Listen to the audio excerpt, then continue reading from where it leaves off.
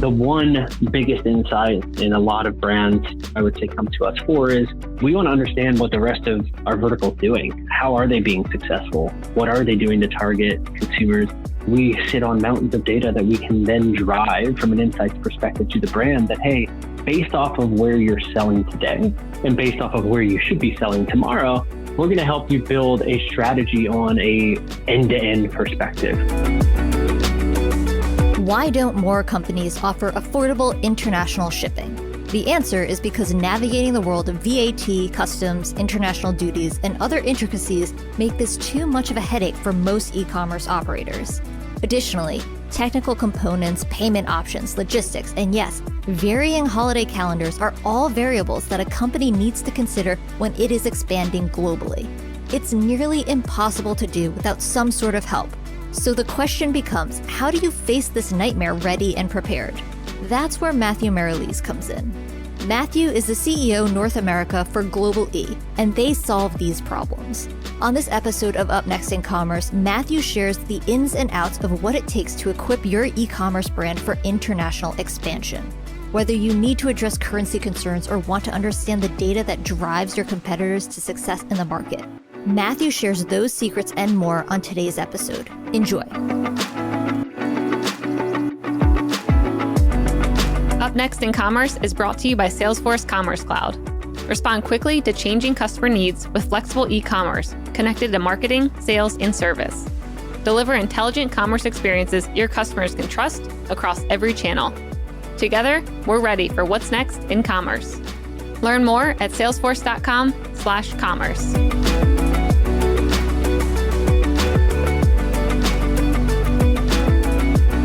Welcome back to another episode of Up Next in Commerce. I'm your host, Stephanie Postles, co-founder of Mission.org. And today on the show, we have Matthew Merrilees, the CEO North America at GlobalE. Matthew, welcome.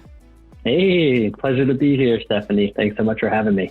So I wanted to dive in a bit into your background. It looks like you've worked at a lot of different logistics companies. So before we touch on GlobalE, I was hoping we could go over your background a bit and how you got to where you are.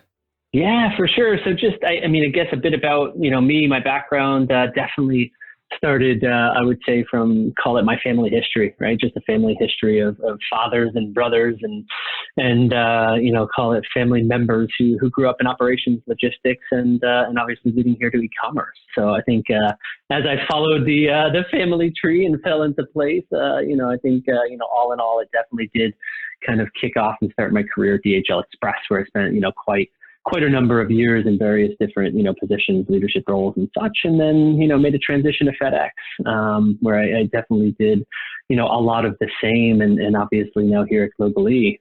So yeah, I think, when you look at the background, straight from university into, the logistics arena was quite exciting. Yep. Very cool. So tell me a little bit about GlobalE. What is the company and what kind of customers do you guys have and how do you interact with them? Yeah, for sure. So GlobalE, what we are is a cross-border enablement platform, right? We focus primarily in three different arenas that support our brands, which is in boosting international conversion rates, which is boosting overall sales and revenue, of course. And then most importantly, boosting customer satisfaction for an international transaction, right? So I think when you look at the vast portfolio of brands that we work with from, a global perspective. We work with over 350 enterprise global brands, right? So when you look at some of the likes of, let's just call it Forever 21, Reformation, Anastasia Beverly Hills, Marc Jacobs, Hugo Boss, Versace. But I think when you look at the broad gamut of brands, it is something that is, to me, always eye-opening, just, how we're able to help take an international transaction and really truly localize it to a way that consumer in that individual market would really expect to buy online. And I think there's a lot of barriers when you look at that international market and how we help, these brands really position that data, that knowledge, that insight, and that expertise is really, I'd say where we come in and help. Cool. And what stage does a company need to be at to partner with GlobalE? Do they need to be as big as Forever 21 or could a new D2C company also, utilize your guys' services? So really it's any size, shape, or brand. We, I would say just over, I think 7 years ago now, we deployed the business, right? And I think we came out of the gate with a very strong enterprise focus. But I think, as we evolved, we saw the demand in market for small, medium, enterprise type brands. Really, it's any size, shape, or brand who has, let's just call it an e-commerce platform running an online digital storefront. And it is, someone that obviously has an e-commerce strategy in place today. So it's not just the bigs that I think, you see in the market that we continue to focus on and come into the portfolio. I think it's also, those brands that are digitally native that are really looking to capture revenue outside of their home market. So I think it's really any size, shape, or size customer that could lead to that discussion. Cool. I was hoping we could kind of start the episode there around what are maybe some international fails you see happening with brands right now, or hiccups that maybe new companies would encounter if they don't use a solution that figures out, all the different challenges when selling cross borders.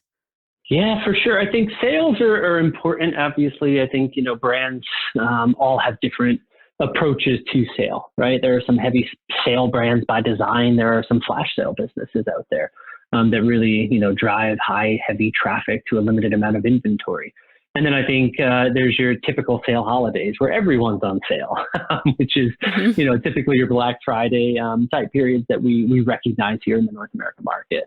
But I think as brands start to think internationally and think what sales exist outside of just, this U.S. home market for us, we start to really get into the education process, which is, number one, what are the holidays that are happening outside of the USA, right? Is it Singles Day?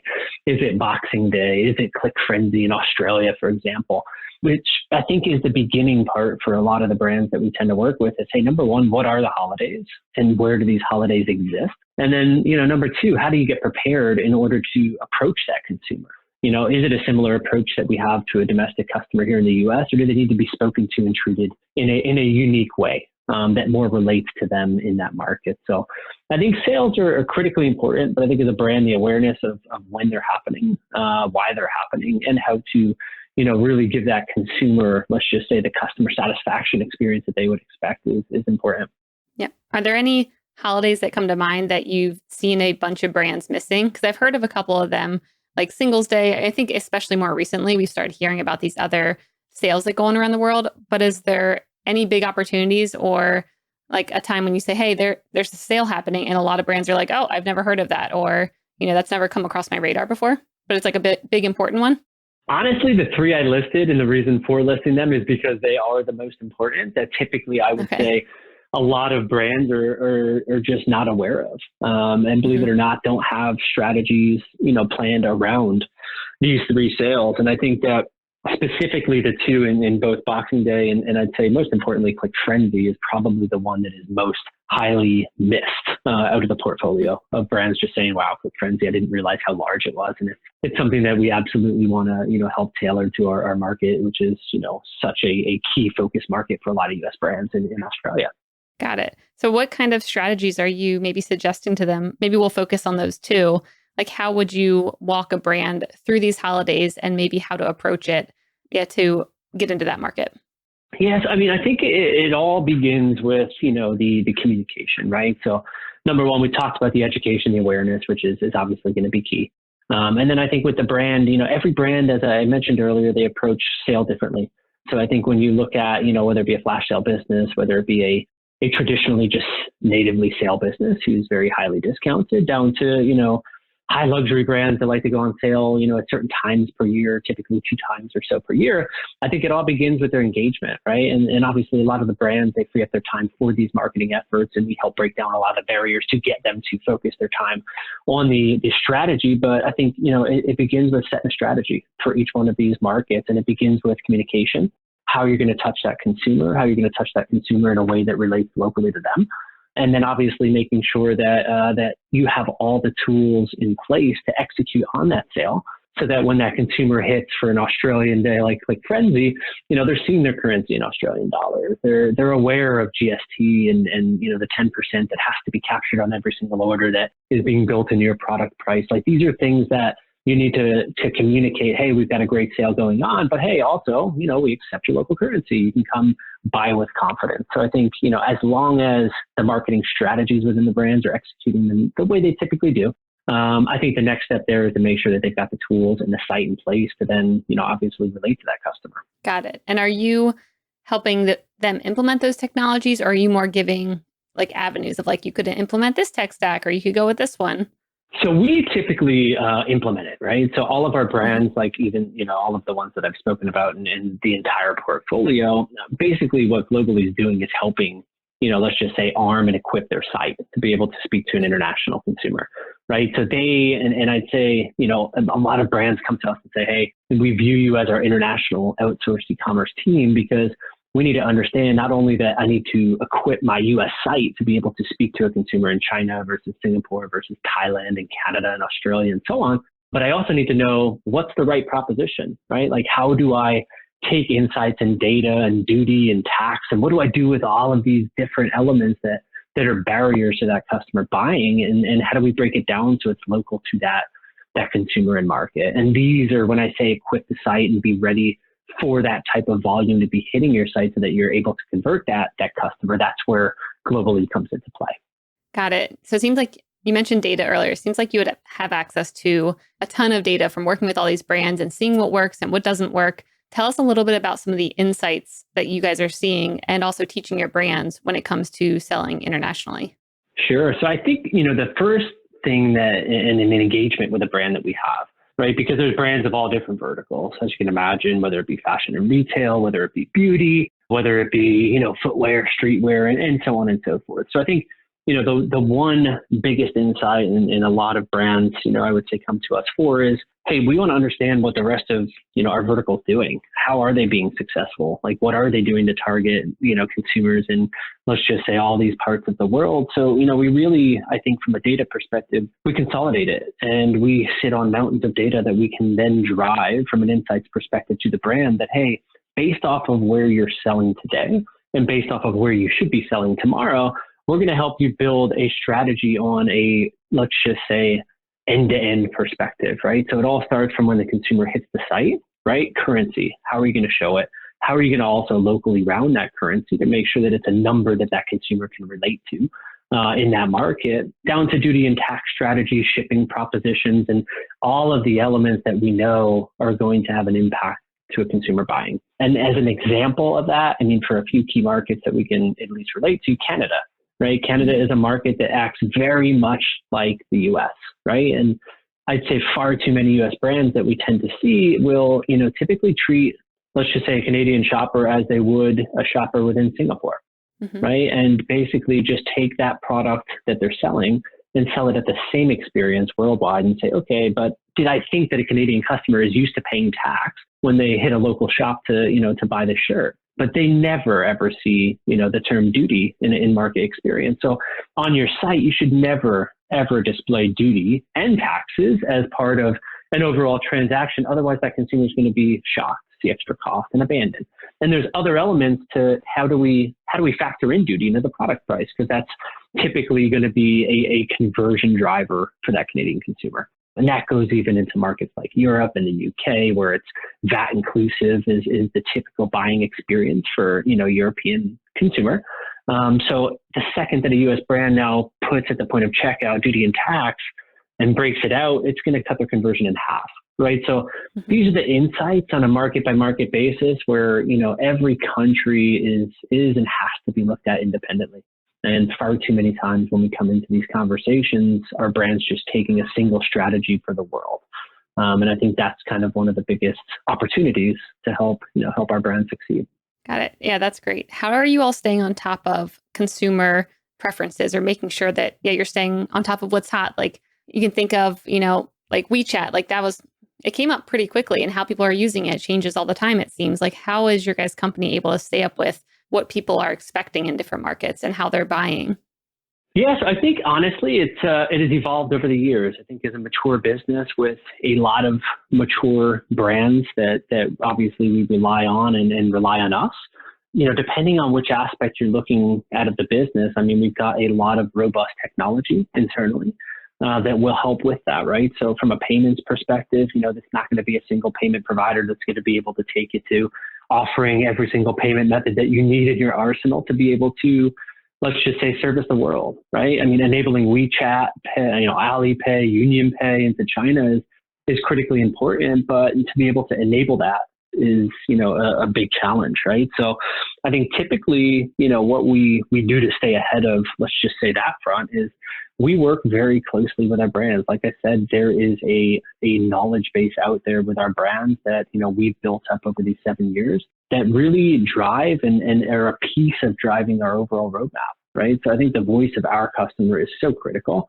that we continue to evolve, to adapt and stay up with change. And then, I think also internally, with our focus only being cross-border and international, we've built out the expertise, the knowledge, and the data to understand that. And I think between the combination of the two, I think what we tend to do is always stay multiple steps ahead, where a U.S. brand can then focus their efforts on marketing on their U.S. domestic market, and so forth for our European brands, which is also, no different. Yep, makes sense. When I'm thinking about everything that's happening right now, it seems like there is a lot of buying shifts happening, but I haven't really thought about maybe internationally how the buying behaviors are changing. So I was hoping you could maybe touch on any trends or opportunities that you're seeing overseas right now that maybe other people can't spot because they don't have access to all the data that you do. I think that when we look at the brands, I think there's a lot of elements that we do bring from an insights perspective, right? So when you look at the data, it's really a methodology around duty and tax we talked about, right? That's one very, very big element, right? How and what to do with duty and tax in every single market to showcase it. I think when you look at payments, another very, very big element, right? Like Alipay, you mentioned WeChat Pay, UnionPay, all very, very important into China. But then into other markets like Germany, where Klarna is a highly adopted installment type pay method, and all throughout the Nordics is critical and key. And you have to have that in your arsenal to be able to convert a consumer or even acquire a consumer within that region. And then I think when you even get into, let's just say the Netherlands, right? Over 58% that, as we see through our platform, of all orders are within the Netherlands are paid with Ideal. So I think these are the elements when you look at duty and tax strategy, when you look at payment strategy, when you look at overall shipping strategy, right? You mentioned logistics carriers and all the challenges that they're having today. I think another element of that is, from a logistics suite offered to your consumer at checkout, you need to make sure that that multi-carrier approach is ready, equipped, and able to handle the volume that is going to be coming their way, especially as on a daily basis. I can tell you our operations team is keeping up with the overall feedback from every single carrier, from lane closures to lane impacted, even just down to value limitations and free ship thresholds and when to offer what. So I think as you look at the price strategy, the payment strategy, the duty and tax strategy, and you bring literally all of this together from a full end-to-end solution, that's really what obviously makes this a successful approach for brands. Cool. And are there any opportunities you see right now that are popping up where you're like, I see, a lot of maybe consumers internationally looking for this type of product, or, there's like an unmet need here that could be solved? Any like secrets that you have about these international markets? I think for me, right, and typically what we tend to see in our market here is, yes, brands come out of the gate saying, okay, I'm going to go international, right? What does that mean? That to a lot of our brands ends up meaning I want to focus my efforts on English-speaking countries such as Canada, UK, and Australia, right? And I think that's a good approach. I mean, for brands to splash with. But I think when you look at our business globally and we start to look at markets and regions, and then you call it, any insights or secrets, I think right now what we've seen is the Gulf region. The Gulf region through COVID is a region that really has not decreased at all and only seen a positive growth trend since, call it, January of this year, right? So when we, let's just call it, are reaching like the peak of April, I mean, we saw over a 575% growth in year-on-year sales, like for like, which basically the trend has only continued and accelerated May through June. I think for me, and a lot of what we're seeing, even specifically in that Gulf region with luxury, with the UAE, really accelerating, with Saudi Arabia, with Kuwait, with Qatar, like these are markets that brands never think in the US market to put a strategy behind. And we're seeing such a huge growth globally that I think they're starting to rethink their strategies. Oh, that's a good one. And have they always kind of been part of your arsenal, or is that something also that you guys are kind of pivoting a bit more into that area? So I think the beauty of what GlobalE does with our brands is literally with a single integration, whether it be the currency, the 100 plus currencies that we enable, or whether it be the 150 different payment methods that we offer, the duty and tax guarantee for, limiting risk and liability to our brands, all of that pulled together in a single integration opens them up to the world. Right. So the first thing is make sure your site is set up for success so that should a consumer from a certain market hit your site, then they're able to convert. And that is what GlobalE does. And that enables, let's just say, even the Gulf region out of the box. And then it becomes, okay, now we've got a proper offering. Now conversion and sales is accelerated to where we want it to be. And I think those second level conversations begin with, the brands, their digital marketing teams, and how do I start acquiring new customers, right? How do I start really pushing my efforts to markets where I know the demand is there? And that I should not just waste my time trying to cover off all, 220 countries and territories out there. It's let's focus in majors, right? And let's really get a strategy together that's going to have an impact to our overall acceleration. So I'm thinking when it comes to international sales, the metrics that maybe you're providing back to your customers or that you guys are looking at frequently maybe differ a bit than like US centric sales. Like what kind of metrics do you guys look at to see if things are going well? So I think from our perspective, the major metrics that we tend to, I could say, focus on with our brands, right, is always going to be conversion rate. Conversion rate is something that, as a hosted checkout solution, GlobalE has a full impact on, right? So, our brand's checkout is powered by GlobalE, as simply, put, right? Meaning that we have hyper localized every element of that overall checkout, which means if they're going to put in all of the effort from a marketing perspective to get that consumer to a point of checkout, right? We are going to make sure that they are going to buy. And I think when you look at, the ability and the approach of that, let's just say localization, conversion rate is always the forefront of what we look at with our brands. And then I think sales growth, right? Like sales growth is revenue is always going to be a second key metric that we 100%, I would say, study and operate and look at with our brands. And just full circle rounding it off is customer satisfaction, right? Even down to, NPS scores with our brands that, we share and we look at down to the market level to make sure that, hey, if we're getting some negative feedback in a certain market, why? Mm-hmm. How do we help better equip that experience from an e-commerce perspective to make sure that we're not just seeing and hearing that feedback, but we're actioning it. Yep, cool.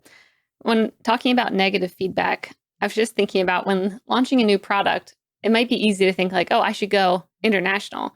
But oftentimes people internationally don't like the same things maybe as the things that we like here. So is there any advice or guiding that you do for these brands who maybe are like, we want to go international, we want to go everywhere? Like, is there ever a time when you're like, actually, I'm pretty sure people in Asia would never use that. Like, they don't like that. No, I think from a brand perspective, our approach is, typically always going to be, as a brand, it's the continuing drive to say the way that you've invested and looked at the domestic market, right? Not just from a fragmented perspective, but from a full end-to-end perspective, from the way that you talk to your customer, the way that you show them products, the way that you position products, the way that, you promote products or free ship thresholds or show tax into certain markets. Like, you can't do anything differently when it comes to international, right? Like the way that your strategies are built here domestically are not different than that of international. And when we really interact with our brands, it's specifically to help educate them on that overall fact. Because you're right, it's, consumers expect different things in different markets.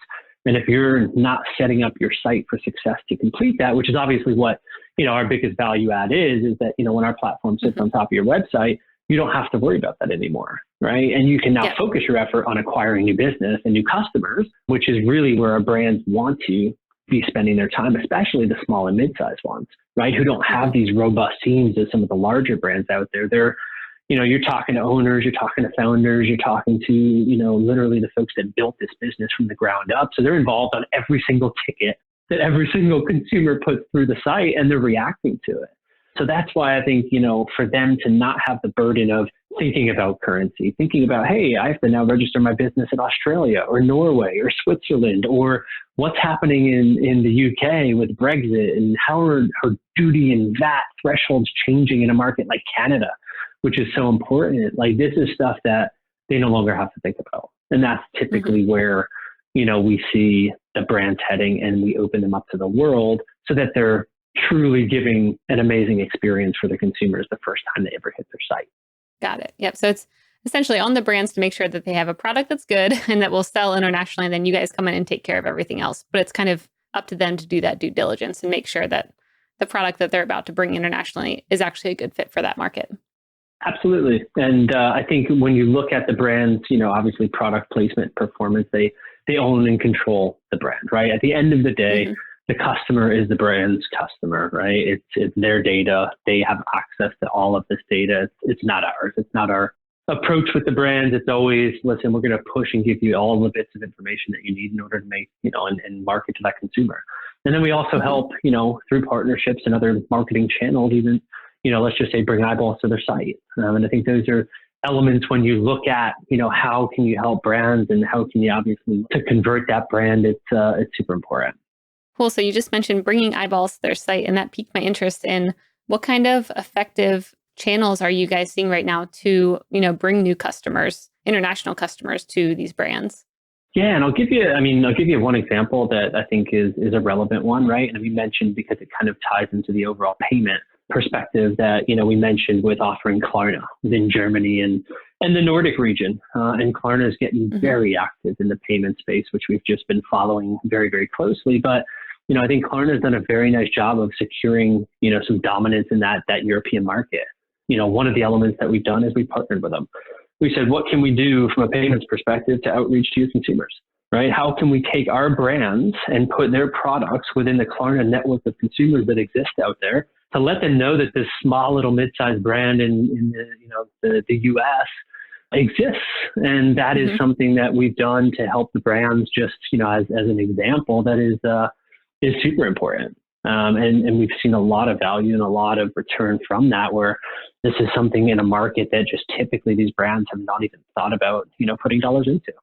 Oh, that's really interesting. Yeah, it reminds me of earlier when I was talking about like products that may be like opportunities. I mean, you hear of that stuff happening of people going to, on a vacation to Thailand, or like the guy who created Red Bull of like, they're oftentimes overseas when they see something happening, they're like, oh, I see a method of doing this, or I see something that people really enjoy. And they may sometimes bring it back to the US, but that's also really interesting, kind of creating in a way an exchange that says, hey, here's a bunch of brands that you may not know about. And these overseas brands actually might want to tap into them as well. Precisely. And then I think you get into a whole digital, marketing effort that the brand really at that point takes a stronghold on, which, we even sometimes will help them with. And I think when you look at it, it's, hey, what are you doing from a marketing perspective? Is it Facebook? Is it Instagram? And how are you taking it from that digital perspective? And a lot of the brands that we market, are especially through the times that we've had now, just really focusing hugely on e-commerce, right? And how to tap into e-commerce in two ways, either domestic or international, right? Because that's the world we're living in at this time, which is, posed to really push the brands that had not had a firm strategy in e-commerce get there even quicker. Do you see any successful marketing efforts that are going on that are kind of like similar themes among brands where, they're all they've shifted their marketing to this effort or another effort, and you kind of see traction happening that maybe wouldn't have happened before COVID? I think just more the adoption of digital marketing efforts and spend into more markets outside of the US, Canada, Australia, and the UK, right? I think the first thing is, really getting that digital marketing effort through, whether it be Google, whether it be Instagram, whether it be Facebook. That is the traditional trend that I see as highly adopted right now across the brands that we work with. Each of them do it very, very differently, that's for sure, but all in a unique way that's unique to their brand, where they build a personalized approach to, to build that trust with the consumer, to get them to return. So I think for me, the channels have been, I'd say pretty consistent in the adoption, like the ones I just mentioned. And then I think it's more about how do I now start focusing on where to do this next? And that is traditionally what I spend, say a decent amount of time with our brands, just talking about, what is your strategy? What's the next market that you're going to push money into where you can get a return? And here are some that we see as focus markets for your industry, leveraging what we've seen globally across the vast portfolio brands that it is that we work with. Cool. So when thinking about some of the challenges with cross-border shipping, I'm thinking about like the high shipping rates and maybe local return options. And like you mentioned earlier, duties and taxes. How would you go about stack ranking these priorities for a new e-commerce shop who's starting to think about this? Like, what are the things that you just need to, have as number one priority? Because if you miss that, you're kind of done. Whereas the other ones can get figured out along the way. Yeah. So for me, I think the biggest, aspect is having a full end-to-end approach, right? And I know we talked about it a bit, earlier, where the customers from a U.S. perspective are not going to miss a single instance of the way that the customer needs to be communicated to, talked to, and even down to the element of shipping, checked out with, right? But I think when you look at the backings and prioritization of, what's most important internationally, I'd probably put duty and tax pricing strategy first. I think when you look at, the overall elements and barriers that, may differ between that of a domestic transaction and that of an international one, duty is not something that, many brands are equipped to handle, right? And I think duty is something that is something that brands can most likely understand how to find a solution to calculate. But then I think the question comes into, well, how do I calculate duty and tax into every single market throughout the world, right? And we mentioned Europe being a really key market for that. If you're in Germany and you want to buy, a sweater, and you go into your sweater store and you buy that sweater, the experience that you're going to receive is that sweater will be, valued at 100 euros, and you're going to have, nothing more to pay outside of that 100 euro, call it VAT inclusive experience, right? So if you now try to talk to that German consumer in a way where you're saying, hey, check out my website, and I'm going to go ahead and I'm going to break out duty for you, I'm going to break out tax in another line item for you, that consumer is not going to relate to it, right? So I think if I had to stack rank them all, even though I think pulling the full end to end is necessary to truly make it work, from payments to currency to communication to customer satisfaction, like all of those elements, even down through checkout and translation of checkout, and the ability to recognize city where there is a city, or recognize state where there is a state, or province where there is a province. These are all elements that should be pulled together, but I would put the duty and price strategy first, because I think it is the biggest barrier that brands, I'd say, struggle with. Yeah, that's great. It's always good to know where to start, but agree on having an end-to-end solution. So This is a little bit of a higher level question, but I know there's been, obviously a lot of shakeups when it comes to logistics, like we mentioned early on. Is there any new ways that you hear brands, or that you're advising brands to prepare for, if there's another pandemic, if there's something else that happens that maybe, interrupts the logistics and supply chain and all that kind of stuff? Like, do you hear anything behind the scenes of like, okay, going forward, we have this new kind of model or strategy to kind of future-proof us a bit more? Yeah, that's a good question. I would say through COVID, what it's taught me, and where I spent a lot more, let's just say, time conversing than I thought I would have with brands, was building contingency plans, right? What I came to realize that a lot of portfolio brands out there are heavily reliant on a single, let's just say, logistics fulfillment center, right, to manage their D2C business. And I think that as COVID hit and, volumes doubled because stores closed, and then, fulfillment centers staff had to be cut in half, I think that posed for a huge logistics challenge that not many brands, retailers, or 3PL or fulfillment centers were equipped to handle. Basically double peak volume in a non-peak period, completely unannounced. I think when you bring that all together, I spent a lot of time with our global brands specifically, who really, came to us and said, hey, we have some opportunity here, meaning we've got product in many different markets throughout the world, right? So if in fact my facility in New Jersey shut down tomorrow, obviously GlobalE controls the technology elements of it, but the fulfillment piece they still own. So can we point our website for every single transaction, not change a thing for the consumer so that they're not impacted, but start pulling that product out of Hong Kong? And the answer is yes. I mean, it's something that we could have easily done, and we did do, and I've built more contingency plans than I ever thought I would have had to with our brands to support them should this have happened. But as I land my plane, I think the biggest, kind of lesson learned here for me, if I'm sitting in on the brand side, is to say, what is my contingency plan? Should something like this come up again? And do I have, or can I turn inventory on in another market or another destination or location should my facility in New Jersey get shut down? Yeah, that's great. So are there any disruptions that you see coming maybe to e-commerce after all this kind of settles down a bit that you've built contingency plans around? I think for me, the acceleration that's going to continue that started the second COVID hit, to continuing to, let's just say, accelerate as, each one of these markets typically that got hit hard, 6 to 8 weeks post that time, really we saw the recovery.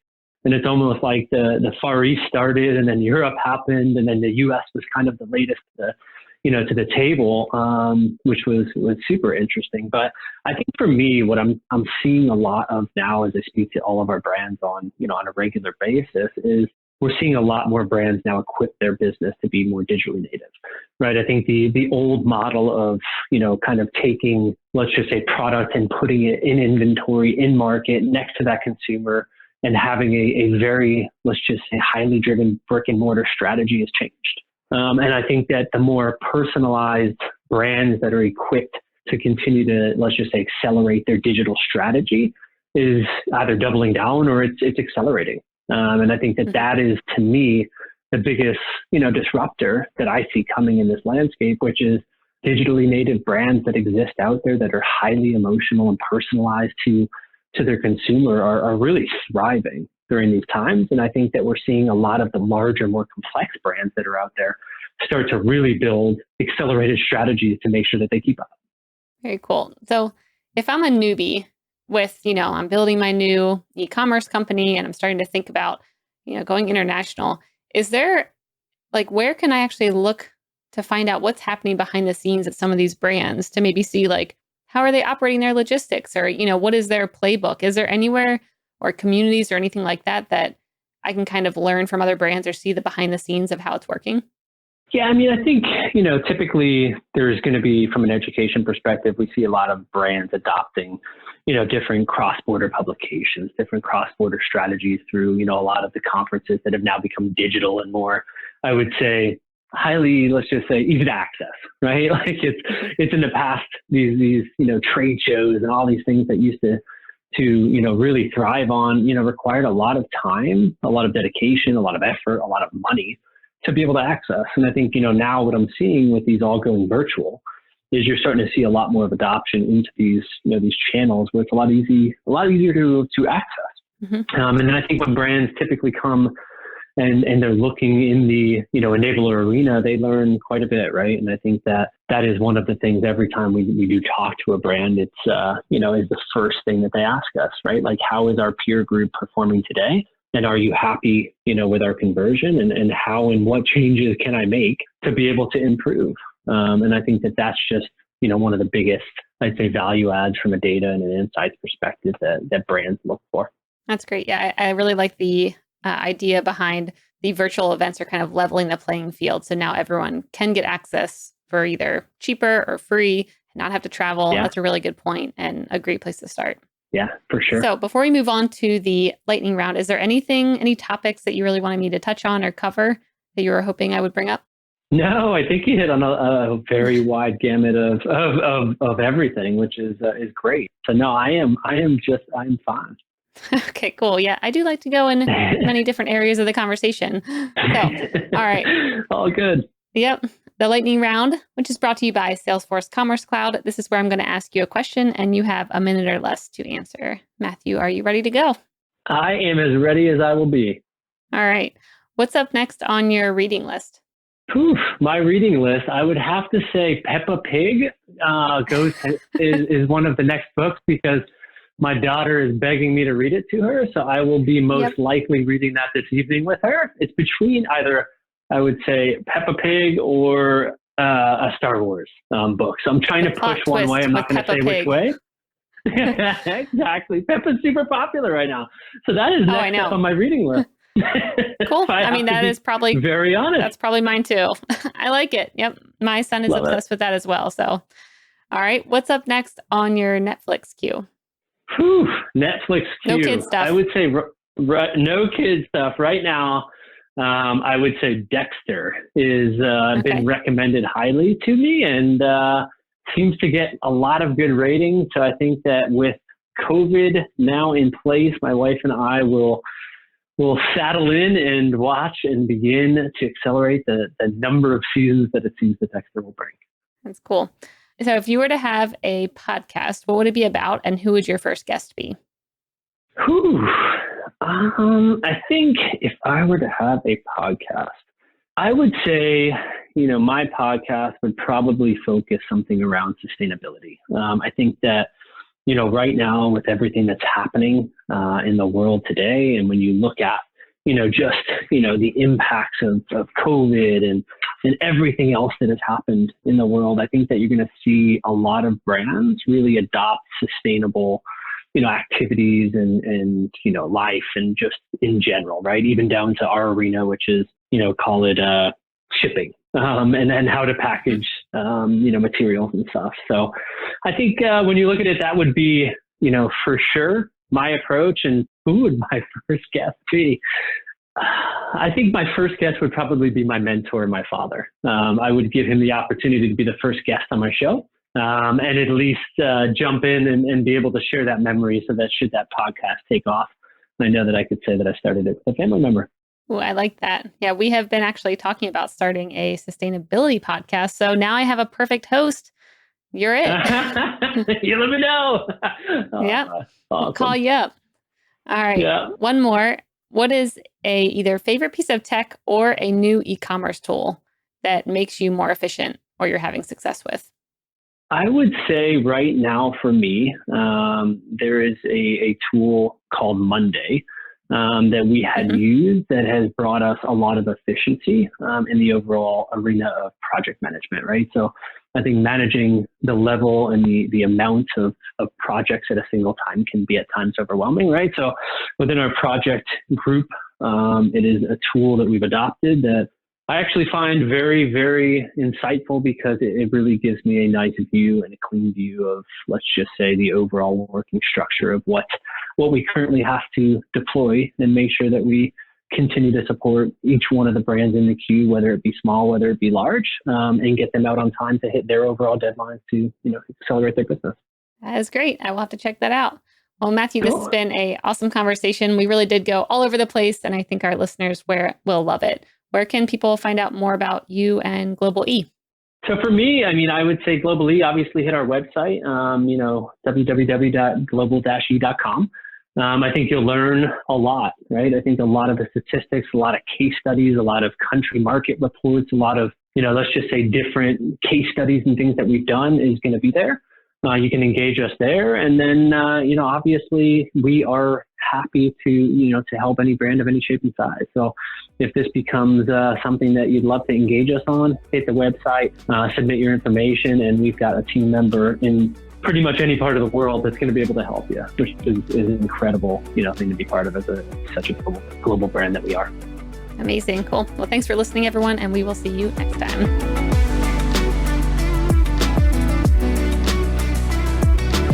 Up Next in Commerce is brought to you by Salesforce Commerce Cloud and created by the team at mission.org. Subscribe now at Apple Podcasts or wherever you listen to podcasts.